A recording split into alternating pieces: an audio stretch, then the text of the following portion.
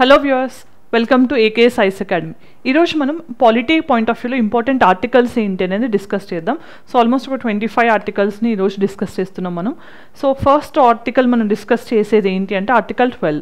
Article 12 ఏంటి, మనకి ఏం చెప్తుంది అని చూస్తే కనుక డెఫినేషన్ ఆఫ్ స్టేట్.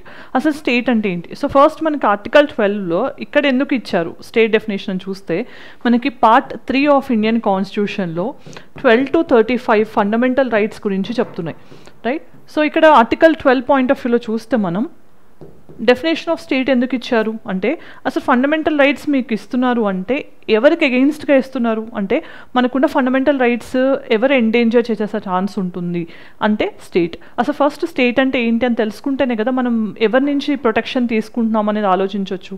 అందుకోసం అని చెప్పి ఆర్టికల్ 12ని డెఫినేషన్ ఆఫ్ స్టేట్ రూపంలో ఇవ్వడం జరిగింది, రైట్? సో ఒకసారి డెఫినేషన్ ఆఫ్ స్టేట్ అంటే ఇక్కడ ఏం చూద్దాం. So include government of India, parliament, state governments and state లెజిస్లేచర్తో పాటు all authorities under they control. So మనకి జనరల్గా స్టేట్ గవర్నమెంట్, సెంట్రల్ గవర్నమెంట్ కింద ఉండే అథారిటీస్ కానీ ఆర్గనైజేషన్స్ ఇవన్నీ కూడా డెఫినేషన్ ఆఫ్ స్టేట్ కిందకి వస్తాయి. సో ఇక్కడ ఫండమెంటల్ రైట్స్ అనేవి స్టేట్కి అగెయిన్స్ట్గా ఎన్ఫోర్స్ చేస్తున్నాం కాబట్టి అసలు ఫస్ట్ స్టేట్ అంటే ఏంటి అని తెలుసుకోవడానికి ఆర్టికల్ 12 ఉంది. మరి ఆర్టికల్ 12 లానే మనకి ఆర్టికల్ 36లో కూడా డెఫినేషన్ ఆఫ్ స్టేట్ ఇవ్వడం జరిగింది. అక్కడ ఎందుకు ఇచ్చారు అంటే పార్ట్ 4 ఆఫ్ ఇండియన్ కాన్స్టిట్యూషన్లో మనకి డైరెక్టివ్ ప్రిన్సిపల్స్ని మెన్షన్ చేశారు. ఎన్ని డైరెక్టివ్ ప్రిన్సిపల్స్ అనేవి 36 to 51 ఉన్నాయి. మరి ఇవేంటి అంటే సెట్ ఆఫ్ ఇన్స్ట్రక్షన్స్ కదా, స్టేట్ ఇవి చేయాలి వెల్ఫేర్ స్టేట్ కోసం అని చెప్పిన ఇన్స్ట్రక్షన్స్. అందుకోసం అని చెప్పి 36లో కూడా మనకి సేమ్ డెఫినేషన్ ఆఫ్ స్టేట్ని ఇవ్వడం జరిగింది. ఇది గుర్తుంచుకోండి. నెక్స్ట్ మనం గుర్తుంచుకోవాల్సిన ఆర్టికల్ 13. ఇదేం చెప్తుంది? జ్యుడిషియల్ రివ్యూ గురించి చెప్తుంది. సో మనకి ఒకవేళ స్టేట్ ఏదైనా యాక్షన్ తీసుకుని ఫండమెంటల్ రైట్స్ని కనుక తీసేసుకునే చర్య తీసుకుంటే మనం దాన్ని ఎలా ప్రొటెక్ట్ చేసుకోవచ్చు? జ్యుడిషియరీలో ఛాలెంజ్ చేసి. మరి జ్యుడిషియల్ రివ్యూ అంటే ఏంటి? ఏ లా అయినా కానీ పార్లమెంట్ పాస్ చేస్తే అది ఫండమెంటల్ రైట్స్కి అగెయిన్స్ట్గా ఉంటే కనుక దాన్ని నల్ అండ్ వాయిడ్ చేసే శక్తి ఆర్టికల్ 13 ఇచ్చింది, జ్యుడిషియల్ రివ్యూ అనమాట. Laws inconsistent with fundamental rights can be declared null and void, right? So దీన్ని బేసిస్ ఫర్ జ్యుడిషియల్ రివ్యూగా చెప్పొచ్చు. Then article 14 equality before law, very important, right to equality. దీంట్లో 2 components ఉన్నాయి. Equality before law అంటే మనకి no one is above the law కానీ ఇట్లాంటివి మనం అండర్స్టాండ్ చేసుకోవచ్చు. అండ్ యూకే నుంచి తీసుకున్నాం, ఇది ఒక నెగటివ్ కన్నోటేషన్ అనుకుంటాం. అండ్ దీంట్లోనే ఈక్వల్ ప్రొటెక్షన్ ఆఫ్ లా కూడా ఉంది, ఇది యూఎస్ నుంచి తీసుకున్నాం. అండ్ దీన్ని పాజిటివ్గా చూస్తాం అనమాట. క్లాసిఫికేషన్స్ అలో చేయరు ఇక్కడ. సో మనకి నో డిస్క్రిమినేషన్ అనేది ఉండాలి, ఎస్పెషల్లీ రూల్ ఆఫ్ లాకి బేసిస్ అనమాట ఈక్వాలిటీ బిఫోర్ లా. సో ఇవన్నీ and equality before law rule of law follow అవుతూ చేస్తుంది. ఏవి డైసీ చేసిన ప్రిన్సిపల్స్ అనేవి important. Next article 32 right to constitutional remedies. So మనం గుర్తుంచుకుంటే జనరల్గా నా అడ్వైజ్ ఏంటి అంటే ఆర్టికల్ 1 నుంచి article almost 51A fundamental duties ఏవైతే ఉన్నాయో అక్కడ వరకు కూడా అన్ని ఆర్టికల్స్ మీకు ఈచ్ ఆర్టికల్ తెలిసి ఉండాలి. ఇక్కడ వరకు అన్నీ తెలిసి ఉండాలి 1 to 51A. It's not a difficult task. మీరు ఎవ్రీడే 5 ఆర్టికల్స్ని చదివి గుర్తుపెట్టుకుంటే కనుక 10-15 డేస్లో కంప్లీట్ చేయగలరు. That is okay, right? At the same time మనకి రిమైనింగ్ ఆర్టికల్స్ ఏంటి, మన 52 నుంచి అన్నీ గుర్తుపెట్టుకోవాల్సిన అవసరం లేదు.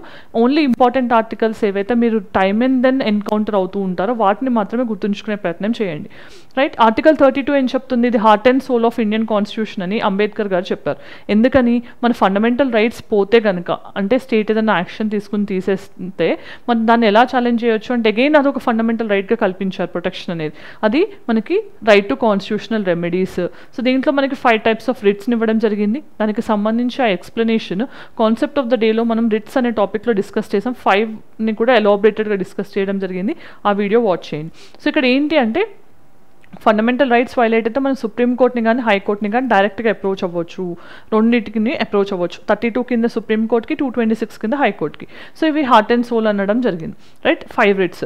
నెక్స్ట్ ఆర్టికల్ 38 ఏం చెప్తుంది? వెల్ఫేర్ స్టేట్ని ఎన్షోర్ చేయాలి అంటే కనుక మనకి 38 ప్రొవిజన్స్ని చెప్తుంది. మరి ఇక్కడ ఏంటి? జస్ట్ స్టేట్ని కానీ వెల్ఫేర్ స్టేట్ని సోషియో ఎకనామిక్ పొలిటికల్ జస్టిస్ని ఎన్షోర్ చేయాలి అంటే ఆర్టికల్ 38 చెప్తోంది. సో ఎస్పెషల్లీ దీనికి వెల్ఫేర్ స్కీమ్స్కి బేసిస్ ఇదని చెప్పొచ్చు 38. దెన్ మనం చూస్తే 39. సో 39 అనేది మోస్ట్ ఆఫ్ ద టైమ్స్ మనకి న్యూస్లో కూడా ఉంటుంది. ఎందుకని? 39 BNC అనేది మనకి ఎస్పెషల్లీ ఫండమెంటల్ రైట్ 31C కింద కనిపిస్తూ ఉంటుంది. ఇక్కడ ఎక్కువ మంది కన్ఫ్యూజ్ అవుతూ ఉంటారు. సో మనం గుర్తుంచుకోవాల్సింది ఏంటి అంటే 31A బిఎన్సి. ఇది చాలా సింప్లిఫైడ్గా చెప్తాను, కన్ఫ్యూజన్ ఉన్న వాళ్ళు ఈజీగా అండర్స్టాండ్ చేసుకోండి. మనకి 31 కింద రైట్ టు ప్రాపర్టీ ఉండేది. 31A ఏం చేశారు అంటే అమెండ్మెంట్ చేసిన తర్వాత, ఫస్ట్ కాన్స్టిట్యూషనల్ అమెండ్మెంట్ ఇది చేసిన తర్వాత ఏం చేశారు, ఎక్విజిషన్ ఆఫ్ ఎస్టేట్స్ కానీ కొన్ని లైక్ ఎమాల్గమేషన్ కంపెనీస్కి సంబంధించి ఇవన్నీ, అంటే ఆ టైంలో రైట్ టు ప్రాపర్టీని మనం అంటే వెల్ఫేర్ స్టేట్ మెషర్స్ కోసం ఎన్షోర్ చేయాలన్నప్పుడు రైట్ టు ప్రాపర్టీ తీసేసుకున్నా కూడా అది ఛాలెంజ్ అవ్వకుండా ఉండడం కోసం 31A కొన్ని లాస్ని సేవ్ చేయడానికి ట్రై చేశారు. అంటే రైట్ టు ప్రాపర్టీని ఇది వైలేట్ చేస్తున్నా కూడా ఈ లాస్ని ప్రొటెక్ట్ చేయొచ్చు అని చెప్పి 31A ప్రొవిజన్స్ పెట్టారు. 31B ఏం చెప్తోంది, 9 షెడ్యూల్ యాడ్ చేసింది. సో 31B ఏం చెప్తుంది, ఓన్లీ ల్యాండ్ రిఫార్మ్స్కి సంబంధించిన లాసే కాదు, వేరే ఏ అదర్ లాస్నైనా కానీ మనం 9 షెడ్యూల్లో ప్రవేశపెడితే అది జ్యుడిషియల్ రివ్యూ పరిధిలో ఉండదు అని చెప్పింది. బట్ తర్వాత మనకి IRKLO కేసులో ఏం చెప్పారు, 2007 కేసులో 1973 తర్వాత పెట్టినవన్నీ జ్యుడిషియల్ రివ్యూలో ఉంటాయని చెప్పారు. తర్వాత 31C ఏం చెప్తోంది, ఇక్కడ main conflict ఎక్కడొచ్చింది, 39B article 39C. ఈ రెండు డైరెక్టివ్ ప్రిన్సిపల్స్. ఈ డైరెక్టివ్ ప్రిన్సిపల్స్ ఏం చెప్తున్నాయి, మనకి కాన్సన్ట్రేషన్ ఆఫ్ వెల్త్ ఉండకూడదు, అలానే రీసోర్సెస్ అన్నీ కూడా ఈక్వల్గా డిస్ట్రిబ్యూట్ అవ్వాలి అని చెప్తున్నాయి. మరి ఈ రెండు మనం చేయాలి అంటే మనకి రైట్ టు ప్రాపర్టీ అనేది ఆర్టికల్ 14 రైట్ టు ఈక్వాలిటీని 19(1)(f) కింద ఉన్న దాన్ని వైలేట్ చేస్తుంది కదా.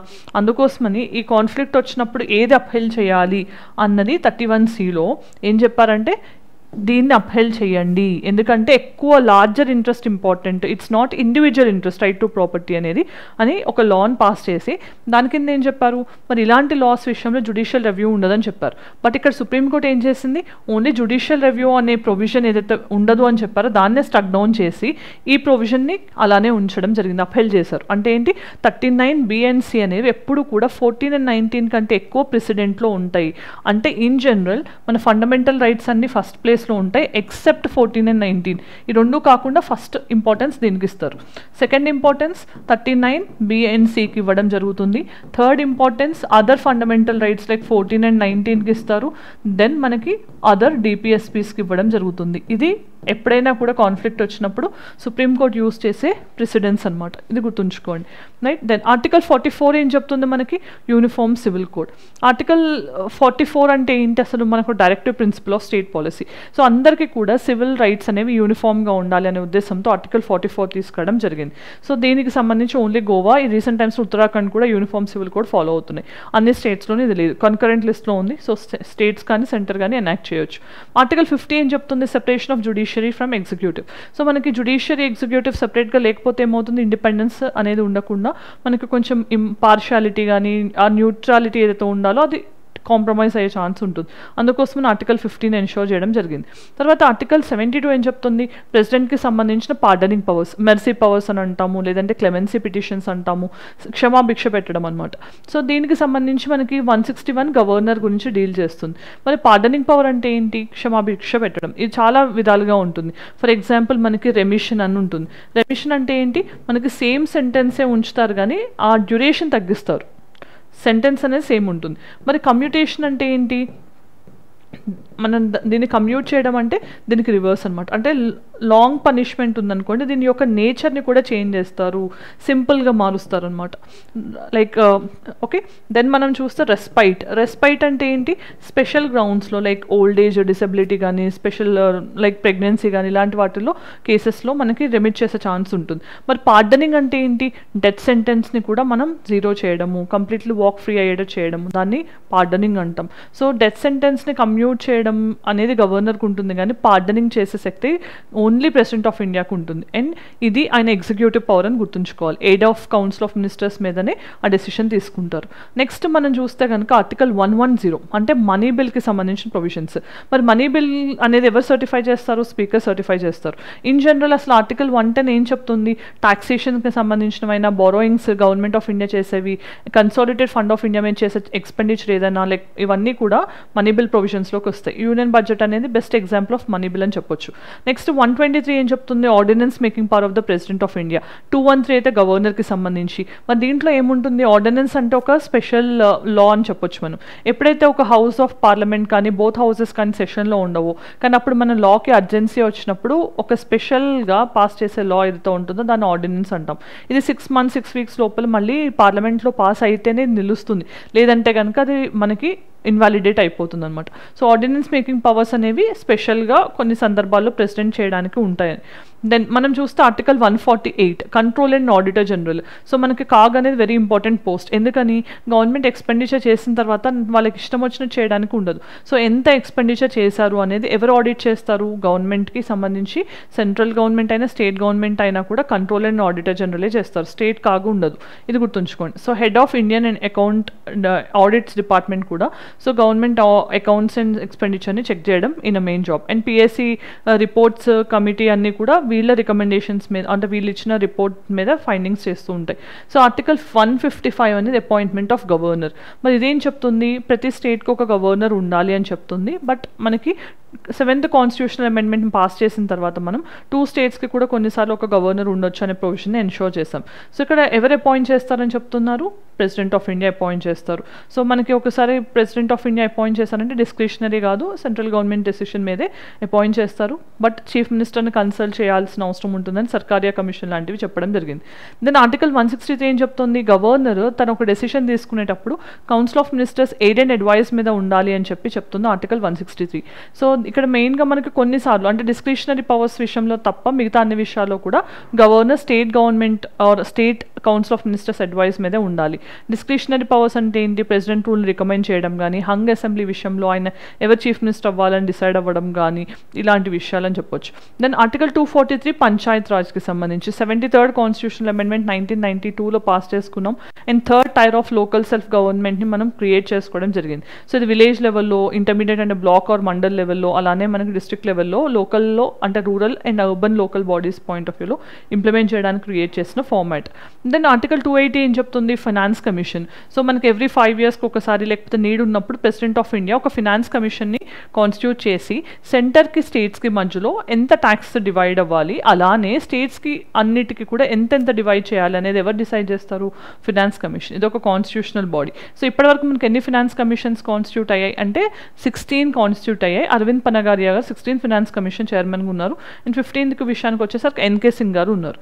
దెన్ ఆర్టికల్ 356 అనేది ప్రెసిడెంట్ రూల్కి సంబంధించి. సో ప్రెసిడెంట్ రూల్ అంటే ఏంటి? ప్రతిసారి స్టేట్స్ వాళ్ళ ఓన్ డొమైన్లో వాళ్ళ పవర్స్ని ఎక్సర్సైజ్ చేసుకోవచ్చు కాన్స్టిట్యూషన్ ప్రకారంగా. కానీ కొన్నిసార్లు స్టేట్స్ ఎప్పుడైతే కనుక కాన్స్టిట్యూషనల్ మెషినరీ బ్రేక్ డౌన్కి కారణమైనా లేకపోతే సెంటర్ ఇచ్చిన డైరెక్షన్స్ని ఫాలో అవ్వకుండా గవర్నెన్స్ని చేస్తున్నా కూడా అప్పుడు ప్రెసిడెంట్ రూల్ ఇంపోజ్ చేయొచ్చు అని చెప్పి ఆర్టికల్ 356 చెప్తోంది. సో దీనికి సంబంధించి మనకి రీసెంట్ టైమ్స్లో చాలా స్టేట్స్లో కవర్ చేశారు. అండ్ మణిపూర్లో కూడా మనకి ప్రెసిడెంట్ రూల్ ఇంపోజిషన్లోనే ఉంది. ఇంకా అది గుర్తుంచుకోండి. ఆర్టికల్ 368 ఏంటి? Amendment of the constitution. అంటే కాన్స్టిట్యూషన్ అనేది లివింగ్ డాక్యుమెంట్ అంటాం. అంటే మన పరిస్థితులకు తగ్గట్టు, మనం అవసరాలకు తగ్గట్టు దాన్ని అమెండ్ చేసుకోవచ్చు. సో దీన్ని blend of rigidity and flexibility అంటాం. సో అవసరాలకు తగ్గట్టు ఈజీగా అమెండ్ చేయొచ్చు, అలానే కొన్నిసార్లు కష్టతరంగానే ఉంటుంది అమెండ్మెంట్స్ అనేవి. సో మనకి ఇక్కడ ఆర్టికల్ 368 కింద 3 types ఆఫ్ మెజారిటీస్ ఉన్నాయి. సింపుల్ మెజారిటీ ద్వారా కూడా చేయొచ్చు, కానీ కొన్నిసార్లు ఆర్టికల్ 368 కింద అది కవర్ అవ్వదు మెజారిటీ, సింపుల్ మెజారిటీ. మరి ఆర్టికల్ 368 కింద కవర్ అయ్యే 2 types of majority. Special majority, పార్లమెంట్లో 2 houses పాస్ చేయాలి, అలానే స్టేట్ రాటిఫికేషన్ కూడా చేయాలి, అది 3rd type ఆఫ్ మెజారిటీ అనమాట. సో ఇవి 42nd కాన్స్టిట్యూషనల్ అమెండ్మెంట్ అనేది ఎగ్జాంపుల్గా చెప్పొచ్చు. ప్రియాంబుల్ని మనకి సోషలిస్ట్, సెక్యులర్ అండ్ ప్రిన్సిపల్స్ని ఇంట్రడ్యూస్ చేయడం జరిగింది. సో ఇవి కొన్ని ఇంపార్టెంట్ ఆర్టికల్స్ ఈ రోజుకి మనం డిస్కస్ చేసినవి. వీటికి సంబంధించి ప్రాక్టీస్ క్వశ్చన్స్ చూద్దాం. Judicial review is primary derived from which article? 14, 13, 19, 20, 32. మరి వీటిలో ఏది జ్యుడిషియల్ రివ్యూ గురించి అనేది క్లియర్గా ఆన్సర్ కామెంట్ సెక్షన్లో చెప్పండి. Article 15 state can make special provisions for which of the following groups? Only SCs, women and children, SC, ST and social educational backward classes, all the above. మరి ఎవరికి article 15 కింద మనం special ప్రొవిజన్స్ని కల్పించవచ్చు అనేది comment సెక్షన్లో చెప్పండి. Next question, directive principles of state policy related to equal pay for equal work is found in ఏది? Equal pay for equal వర్క్కి సంబంధించిన ఆర్టికల్ అనేది కామెంట్ సెక్షన్లో చెప్పండి. మరి ఈ రోజు మనం ఈ వీడియోలో ఇంపార్టెంట్ ఆర్టికల్స్ ఏంటి అనేది డిస్కస్ చేసాము. ఈ వీడియో నచ్చినట్లయితే let me know in the comment section. Thanks for watching. See you again.